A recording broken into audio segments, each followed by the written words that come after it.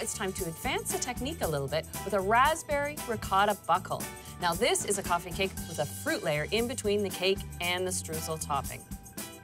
Ricotta is the main dairy ingredient in this particular coffee cake recipe. I need a cup of it. And where I was insistent that you use full-fat sour cream in the sour cream coffee cake, you can actually bake with regular and low-fat ricotta and achieve the same results. Add this to my mixing bowl that I'll add my other wet ingredients. I do want to dissolve my sugar into the wet ingredients, and I need 3/4 of a cup. I will add 2 eggs to the wet mixture, but also use some lemon zest and lemon juice. 2 teaspoons of finely grated lemon zest. And I'll measure out 2 tablespoons of the lemon juice. A generous amount of vanilla is needed, about a tablespoon.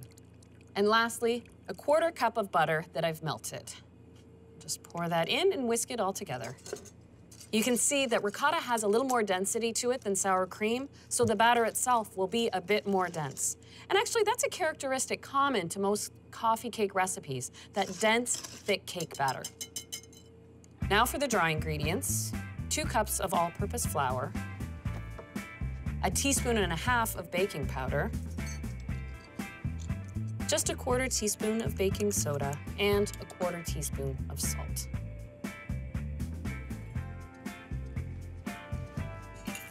Just sift this. And when you're following this quick cake method of wet ingredients in one bowl, dry ingredients separate, it really doesn't matter if you add dry to wet or wet to dry, just so long as you just gently mix it after they're blended. And give it that quick, gentle stir. This particular recipe fits in a 9x13 pan, and I've greased it with butter. And I'll just dollop it in and then spread it with this offset spatula. Because I have to add 3 cups of fresh fruit, the moisture from the fruit as it cooks into the cake helps make the cake nice and moist. I have 3 cups of fresh raspberries.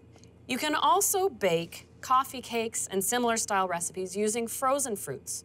But a great tip is to actually thaw the fruit out before you add it to the recipe. Drain off any excess juices and then toss the fruit with a couple tablespoons of flour. This will protect the fruit from the batter so you won't end up with soggy, doughy bits where your frozen fruit sits. And now for the streusel topping, which is a different formula than the one I used for the sour cream coffee cake. I still have to melt some butter, this time 6 tablespoons. And because this streusel is sitting on top of all that fresh fruit, I need it to have a little more body to it. So I'll start with a cup of flour and 3/4 of a cup of sugar. Adding 1/2 teaspoon of baking powder will ensure that the streusel actually sort of rises up and stays above the fruit as the coffee cake bakes. And just a pinch of cinnamon, just for that little color on top. I'll just pour this in and stir it until it's that typical crumbly streusel texture. I find it just as easy once you get it mostly worked in to actually use your fingers to make sure it stays nice and crumbly. So I just loosely rub my hands together to crumble it over the cake. And now this is ready for the oven.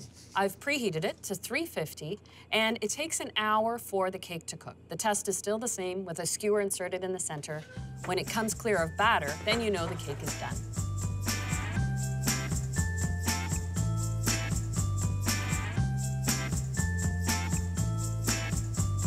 I like how it turns a nice light brown on top.